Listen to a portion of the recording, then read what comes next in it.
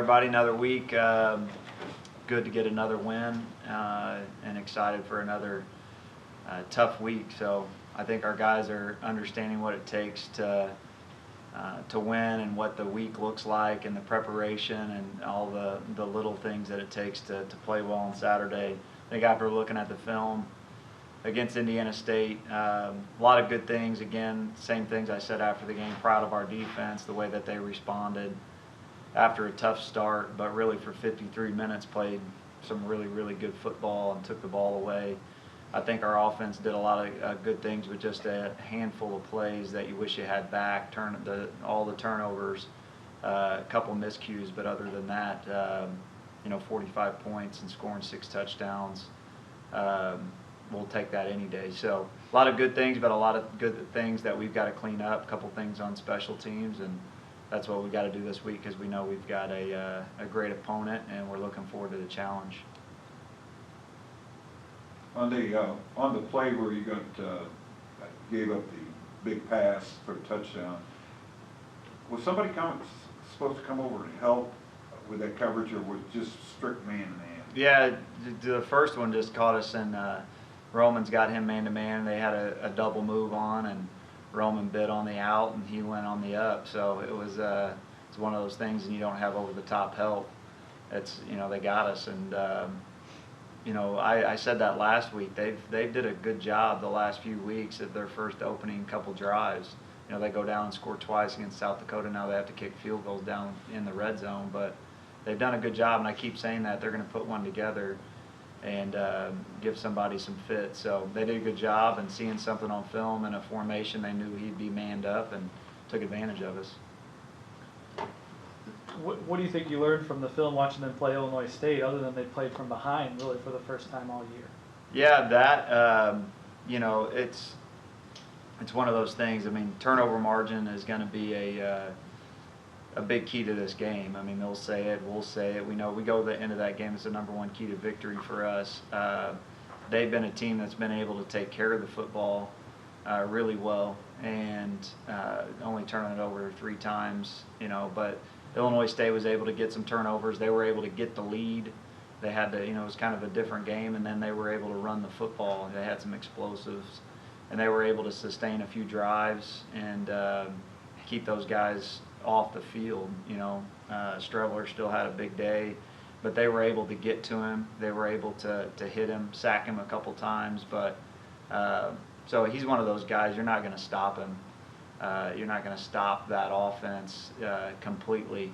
You have to limit their big plays and make them work and do the things that we always talk about. Keep making them snap it. But heck of a player, fun to watch. But Illinois State did a great job of just executing their game plan, ran the football, and were able to get that lead. I think was key. Are there a lot of differences between the personnel with South Dakota this year than last year? Have they had a lot of changes as far as wide receivers or anything else? A lot of similarities, a few differences. It's not all 22 starters back. But the quarterback and is the key, and they've got some weapons on the outside. They really do. They got I think they completed to 9 different receivers at Illinois State. So a lot of people are touching the ball. That's the way that offense is set up. The ball is going to go to the open guy. A lot of run-pass option stuff with the quarterback. Similar to the way we do a lot of that stuff now too, but how Mark Ionati would sometimes complete it to 10, 11 guys, running backs, receivers, people in and out. So they do a great job, and just a well-executed offense. So they've got a lot of playmakers and a lot of speed, and do a good job running the football too. They've got some big receivers, that can catch the ball in traffic. I mean, how do you defend that? You just try to keep them in front of you? Yeah, just all the way down the field? when you see that too, a lot of them are well defended. They've got talented receivers. Anytime you're playing a guy one-on-one, that comes down to technique. You got to be able to play the ball in the air well, and a lot of that is you're going back to your fundamentals and technique and playing through the hands when he looks up for the ball, and some people can do that and some people can't. I mean, you've got to really hone into your fundamentals when you're one-on-one on the outside against a big receiver. You've got to do a good job of getting their hands down, and you got to play through the ball. So yeah, it'll be a challenge, because you got to have enough people in there to stop the run, and you got to stop any time. The one thing that they create is a +1 advantage when you run the quarterback. You get that in the run game, just because you get an extra blocker now. Whenever your quarterback runs the ball, that's why you see a lot of that. So you do that, and you commit an extra guy to the box. Now you're in one-on-ones, or you're single high defense, and you're going to have to be able to cover some receivers one-on-one. Streveler's been really good all year, but last week he had his first set of interceptions, mainly because of Illinois State's pass defense. Do you have confidence in your guys to be able to disrupt them like they did? Yeah, of course. I feel really good about our secondary. Wouldn't trade them for anybody. So sometimes, just like this week, you're going to give up a few plays, but you got to be able to respond and adapt. And those guys are good at doing that. They're experienced, and so it'll be they're good, and we feel like we have a good secondary. So we do have to be disruptive, and we got to get some pressure on them. We got to be able to get some hits on the quarterback and get some pressure on him. And a lot of things lead to turnovers. Pressure on the quarterback, being disruptive, getting people off their timing, and then creating some chaos, and that usually leads to some turnovers. You can run the ball in a variety of different ways, but just how well do you like the 5 you have on offensive line, and how well are they protecting Sam and allowing him to do what he's doing right now? Well, I think, I don't know for sure, but I think 3 sacks for the entire year. I don't know if it leads the country, but it's up there. So, I don't think just doing a great job of protecting. I think Austin Olson's playing as good as he's ever played, and Devondre is the same way. Our tackles are playing really good, pass pro, backs knowing when to pick, they're just in protection, and Sam does a great job getting the ball out, not sitting back there, and understanding where his protection is going, who's not blocked, who are you hot off of, and then getting the ball out of there. So we're protecting the ball, really well, not taking sacks. We got to continue to do that on the road. And so I think our offensive line has come, we've been playing usually 6 with Podge and Morin and Ernest at guard and Jack at center, which has been good too, to keep those guys healthy and keep them, because we're going to need them. We're going to need them all down the stretch. I'd imagine that since you guys are 4 wins now, and that's where you ended last year, I'd imagine any week at this point now, getting that 5th win, it's got to be a huge weight off of everybody's shoulders, yours included. Yeah, no one has talked about 5 wins, including me. So yeah, the next one will be big just to get to 5. But our goals aren't 5 wins. It's our goal because it's the next win on the schedule. But we laid out our goals at the beginning of the year, and those are our expectations. Are to number 1, compete for a Missouri Valley Conference championship, make the playoffs. So we just got to control what we can control. That's the next win, and that's going to South Dakota and playing really well. And we feel like we have the team to do that. Now we have to go execute. It'll be a great environment in a dome, another road game, but our guys are gaining that confidence. That's our 2nd road win of the season. And so we just have to go out there and execute and do it. You said that, winning, you can kind of build off that. Winning builds a winning mentality. How do you continue to build now that you have 2 wins in a row? Yeah, I think it happens. Guys start to expect it to happen and demand that out of themselves, to play at the level it takes to win and overcome, and no matter what the type of game is, that they're going to be in it to win it. And sometimes you need some things to happen. You never want a game to happen like South Dakota State, but what it takes to not let that happen too. There's a totally different feeling inside those 2 different locker rooms, and so you want to do everything you can to not have that feeling against South Dakota State. So those guys have rallied together, and like I've said, nothing has changed as far as our process and our week and our practices from that week to the other. You got to have faith in what you're doing and stick to the plan, and that's what they've been doing, and they've bought into it. And So I don't expect anything different from them. We're not going to do anything different this week. We know what it takes to win football games, and that's what we'll continue to do. Their secondary has some of their leading tacklers. Are they a tougher team to attack on the perimeter than some others you've seen? Well, they do a good job of using their corners. Sometimes they do a good job mixing it up, but they use their corners in their run fits more so than some other teams that we've seen this season. You know, where some teams bring their safeties down hard, play all over the top of the corners, whether you're in two back, and a lot of times they use their corners to get those 8, 9 man guys in the box. So, but they're good tacklers. I mean, Rambo's a good player. He's done it for a few years for them, and both their corners, Rambo and Seven, physical tacklers. Do a good job. So as you see in our defense, you know, our safeties are kind of those guys that are always down along the line of scrimmage making tackles, and they spill it to their corners quite a bit. And, try to not let you run it inside. They slant, and they run line games quite a bit, which makes you bounce it to the perimeter. So that's why you see their defensive backs with a lot of tackles.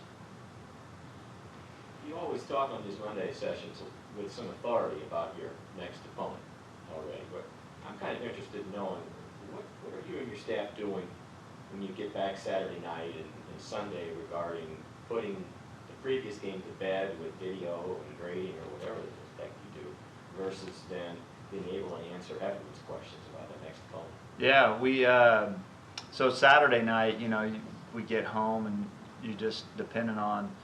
That's what's nice about playing in the afternoon. You get home at a decent hour on the road. You know, South Dakota State, we get back here after 3 a.m. Then it's a quick turnaround. I go to my TV show at 8 o'clock in the morning, and then you're back here. And our grades are always turned in by noon, so every coach has to have the game graded by noon and on my desk. And then we staff meet at 1 o'clock and talk for a good hour or so about the game and the upcoming week and injury reports, and our strength coaches in there, and just really everything about the program, the past game. And we really don't meet about the upcoming opponent yet. And then our players come in at 3 o'clock, and we have the evening with our players. We have a team meeting in here, and we go over the keys to victory and just what happened and what we could have done better, and my feelings for the upcoming week and where we're at. And then we watch the film with our position coaches. Coordinators both meet with offense and defense. And then once the players are gone, then we're on to the new opponent. We have from 6:30 to 7:30, we call it family hour. So all of our families come up here, and that's kind of the break. And the last game's over with. We're going to hang out with our families. We have some food catered up here. We hang out, and then 7:30 on Sunday is starting to get into the new opponent. So however long, I don't give them an hour. You're going to spend as much time up here meeting, game plan thoughts, things like that. And then I'm in here at 5:30 in the morning on Mondays. Everybody's in here at 6:30, and then they're in there right now. I mean, usually that's why I'm kind of late, because I forget what time it is, because we're in there watching all formations and game plan, and the defense is doing the same thing, and we really don't come out of our hole until tomorrow morning, you know. And you game plan, and then Tuesday is our first day we practice. So by that time, we want to have a good base plan for when the players come here at 2:10 for their team meeting, scouting report. We got a good feel for that other team. So we're really at this point, when we have these press conferences, that we're really kind of, you know, I know about the team because I've watched them all last night and this morning, but we're still kind of halfway point of breaking them down.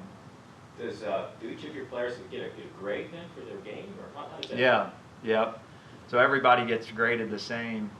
So really, the way we grade guys, and this is every play has a point total. So the way we grade it is there's a possible 2 points. So if you get 2 on that play, however your position coach sees it, and we grade it, that means that we could put it on a clinic tape. Like when we go in the off season, we run this play, this is exactly how we want to do it. Like you did your job, your assignment, your technique was great, and the end result was good. That's a 2. If you get a 1, we got the job done, but there could be something we could clean up, whether it's footwork or whatever it is. But we got the job done. And then a 0 is just can't win with it. Bad rep, whatever it is, drop ball, quarterback goes to the wrong guy, bad read, that's a 0. So then you total up, you get a percentage grade, just like in the classroom, and then so everybody gets graded the same. Am I wrong? These ESPN3 things, they're great for people who don't travel. Yeah. Number 9, pound for pound, is he like a really good blocker or even a tackler on your team? Yeah, he is. He's a pound for pound one of the best players. I wouldn't trade DJ for anybody. He could play a lot of positions. I mean, he could play corner, safety, slot receiver. He's great in the kick return game. He makes big tackles on special teams. We got to watch his amount of reps, on special teams. But we do put him out there on kickoff in big moments because he's probably one of our best ones. So he's great on punt. He's our gunner on punt. Goes down there and makes tackles. Will block. You've seen him blocking for Sam on Q draw. Had a big block. So yeah, he's just and that's what his high school film showed too. He was really in his career better defensive player. Come down and make tackles, and so just a good all around player. Their defensive end, number 44, Greenfield. I mean, what stands out is he a guy that, a coverage guy, or he makes plays Who's that? one-on-one? What would you say? Their defensive end, number 44. Oh yeah, really at motor. I mean, he plays hard, plays relentless. That's how really their front 7 plays. They play really, really hard, and like I said, they're constantly moving.